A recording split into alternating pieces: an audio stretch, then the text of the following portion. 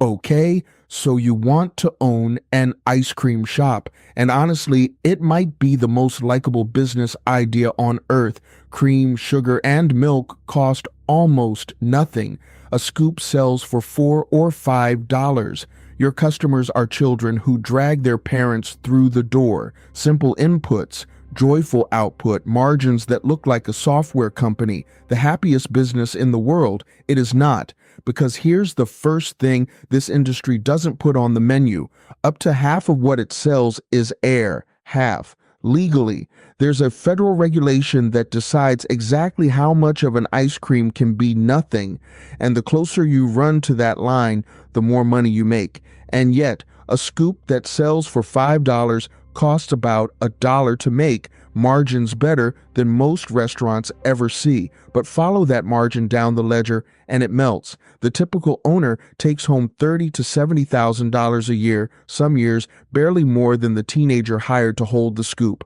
And the air is only the beginning. By the end of this video, you'll understand why the cheapest ice cream in the freezer aisle is the most profitable per gallon, why a $30,000 machine gets to decide when your shop works, why a Brooklyn ice cream company worth $40 million went bankrupt while its sales were growing, and you'll meet the month that kills more ice cream shops than any competitor ever could. It's already on your calendar. We'll get there. Let's build your shop. The storefront itself is small. Most scoop shops run on 800 to 1,100 square feet. Feels cheap, right? Except food service build-out costs $75 to $250 per square foot, and ice cream has a dirty secret hiding in the walls: plumbing. The health code doesn't care that you only sell dessert. You're a food facility. That means a 3-compartment washing sink with drain boards, a separate hand washing sink, a mop sink, and none of them can simply connect to the sewer. Each one needs an indirect drain with an air gap flowing into floor sinks cut into your concrete. By the time the inspector signs off, the plumber has often cost you more than the ice cream equipment. Then the machines, a batch freezer. The thing that actually makes ice cream runs about 13,500 new, a blast freezer to harden it, several thousand more, and without one, you're not a maker, you're a reseller. Dipping cabinets to display it, a walk-in freezer to store it, around 15,000, and if you want soft serve, meet the most famous machine in fast food. A Taylor soft serve unit costs about $30,000.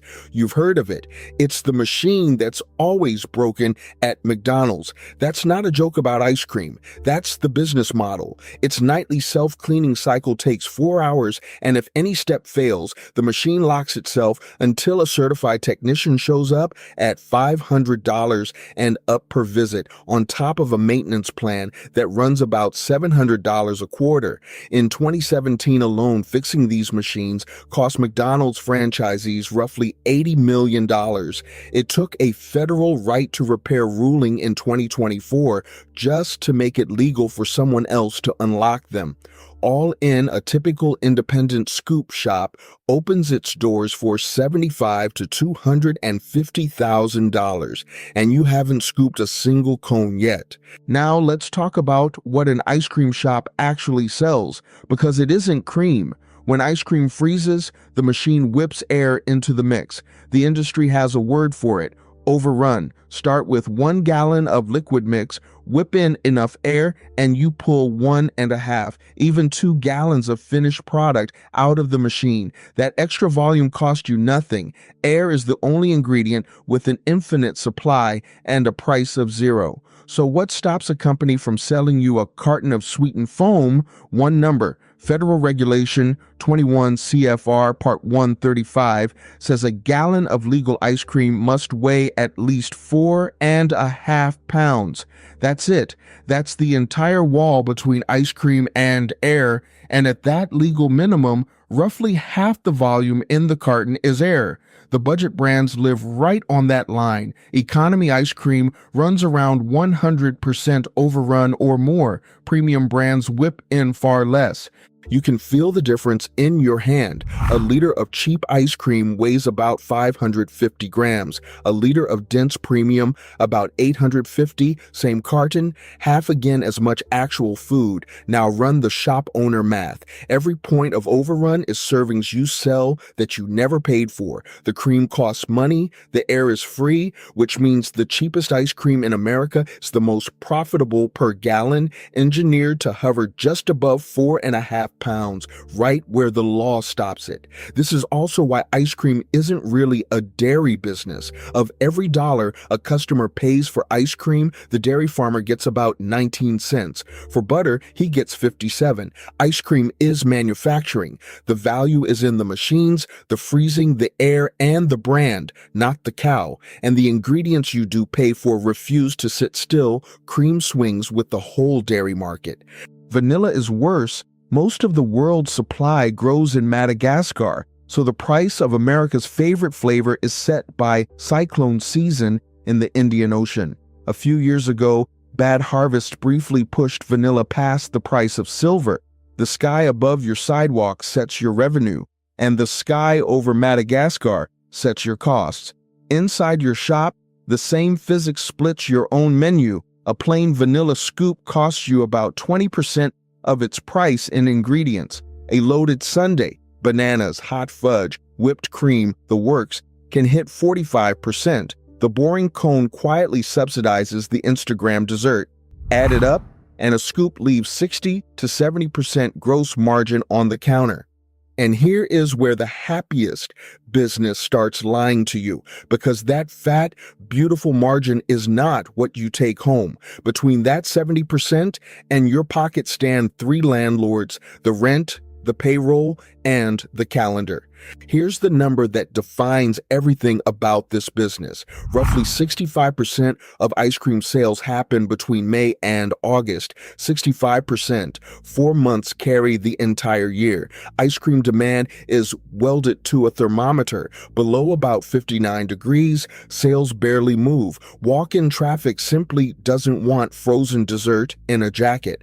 Above that line, every extra degree is money, which means your revenue chart doesn't look like a business. It looks like a wave. A shop that clears $40,000 in July can do 12 in January. And now look at the flat line running underneath that wave. That's your rent. $1,800 to $3,000 a month in a normal location, up to $7,000 where the summer foot traffic actually is. The wave rises and falls. The rent does not. And you can't even count on the sun behaving. In the summer of 2024, ice cream vendors started reporting something strange.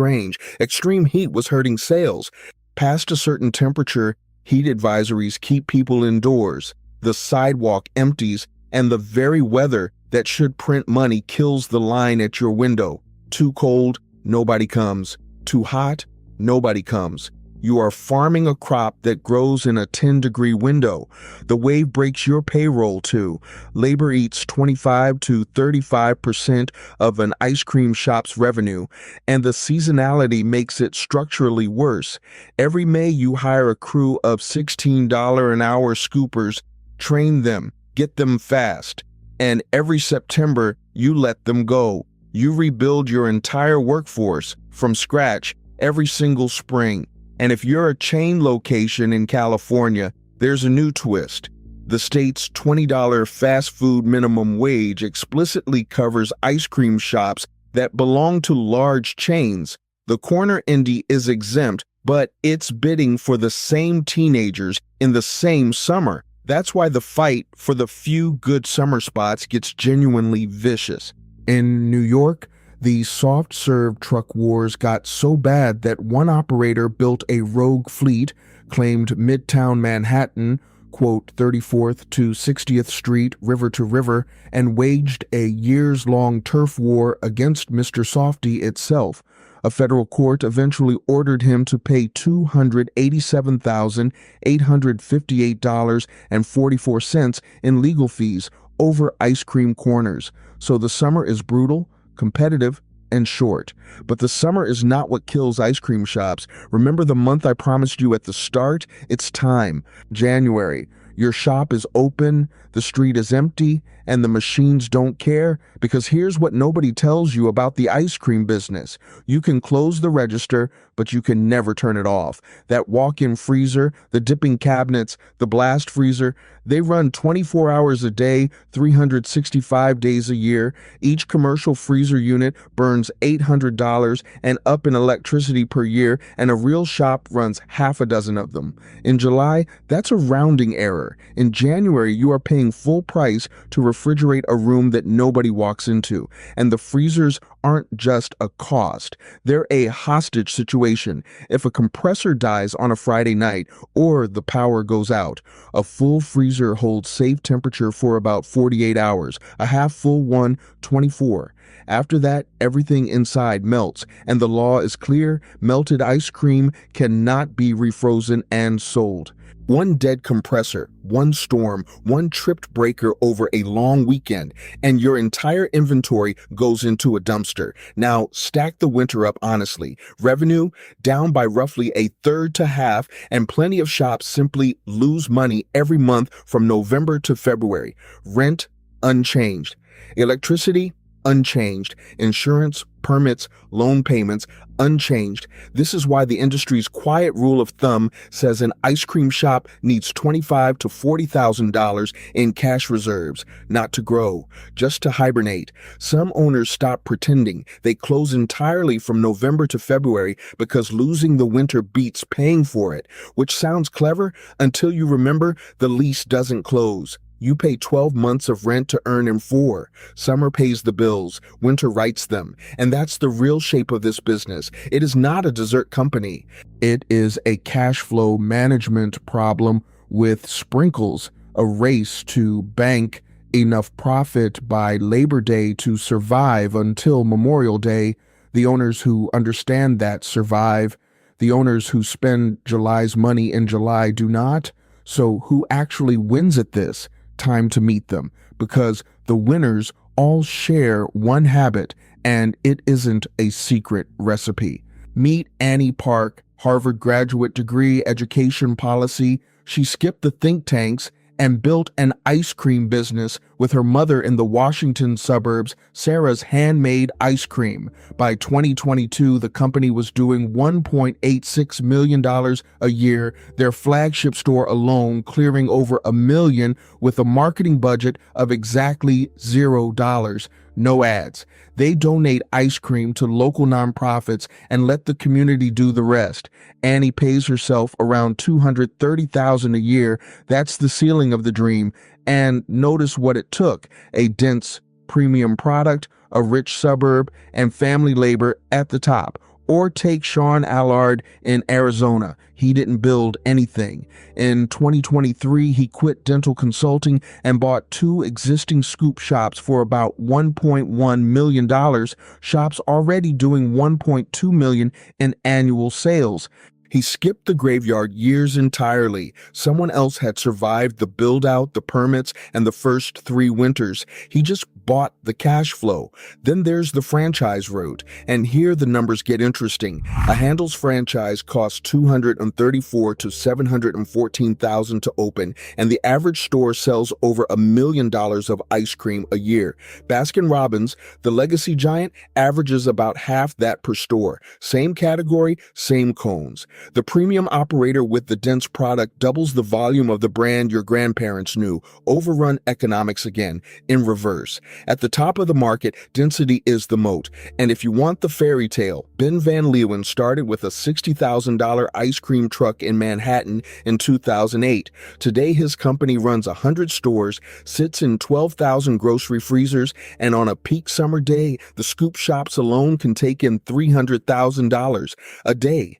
That's the summer peak, not the average. But still, look at the pattern though. Annie sells the densest product in the richest suburb. Sean bought profitability instead of building it. Handles wins on density. Van Leeuwen took venture money, then private equity. He isn't an ice cream shop anymore. He's a brand with a freezer aisle business attached. Every single winner either went dense, went bought, or went big. What none of them did was the thing everyone dreams of: build one beautiful little shop, make wonderful ice cream, and grow it slowly into an empire. There's a reason none of them tried. To see it, you need to see what's actually killing this industry, because it isn't the shop across the street. First, let's kill a myth. You've heard that 90% of restaurants fail in the first year. It's fake. Researchers have chased that number for decades, and it doesn't exist. The real figures from the Bureau of Labor Statistics: about 1 in 5 new businesses dies in year 1, and roughly half are gone by year 5.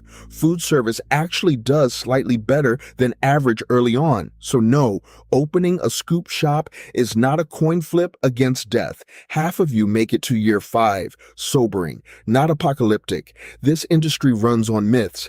It even baked one into its icon. The ice cream cone, says the legend, was born at the 1904 World's Fair in St. Louis, except at least 6 different men claimed the credit. And the patent for a cone-making mold was filed by Italo Marchionni in 1903, a year before the fair. Even the cone's origin story is marketing. Keep that in mind every time this business tells you something sweet. Here's what should actually scare you instead. Americans are eating less ice cream. Per person, consumption has fallen from 16 pounds a year in 2000 to about 12 today. A quarter of the market gone in a generation. Meanwhile, the number of scoop shops keeps growing, nearly 13,000 now, chasing a shrinking appetite. And the competition isn't the shop across the street anymore. In December 2025, Unilever spun off its entire ice cream empire into a single public company, Magnum. Ben and Jerry's, Breyers, Talenti, Klondike, one corporation listed on 3 stock exchanges. Nestlé folded its brands into a $4 billion joint venture with a private equity firm. The artisanal pints in your customer's home freezer belong to 2 multinationals. And on the retail side, private equity is rolling up the scoop shops themselves. Handles, backed by a California fund, opened 33 new stores in a single year. You personally are competing with all of them for a dessert budget that also just discovered rolled ice cream, bubble tea, and whatever Dubai chocolate is. Even the fad champions bleed. Crumble hit 1,000 cookie stores, and its average revenue per store promptly fell by 1/3. Which brings us to Brooklyn. In 2011, a screenwriter named Brian Smith and his wife Jackie Koskuna opened a scoop shop in Prospect Heights called Ample Hills Creamery. The ice cream was genuinely great. Lines around the block. Oprah put it on her list. Disney World gave them a store on its boardwalk. They raised roughly $20 million, and the company was valued at $40 million. The little Brooklyn shop was going to become the next Ben and Jerry's, so they did the obvious thing. They built a factory, 15,000 square feet in Red Hook, $6.7 million, capacity for 500,000 gallons a year. It opened in 2018, over budget, behind schedule, with equipment problems they didn't have the manufacturing experience to see coming. The factory could produce far more ice cream than their shops could sell, and every gallon of unused capacity billed them anyway. Sound familiar? It's January, scaled up to an entire building. In March 2020, Ample Hills filed for bankruptcy. Here's the detail that should keep you up at night. Sales were still growing. Customers loved them to the very end. The company that was worth $40 million sold all of it. The shops, the factory, the brand, for about $1 million. 6 months later, Brian and Jackie filed for personal bankruptcy. Then in 2022, they paid $150,000 to buy their own brand name back. Today, they run one small shop in Brooklyn again, where they started, minus 11 years and 1 factory. Revenue is not profit. Love is not cash flow. And growth is a freezer that never turns off. So the economics of owning an ice cream shop, a product that's half air, sold on a margin that looks magnificent for exactly 4 months, a machine room that eats electricity in months when nobody walks in and can delete your whole inventory in one weekend.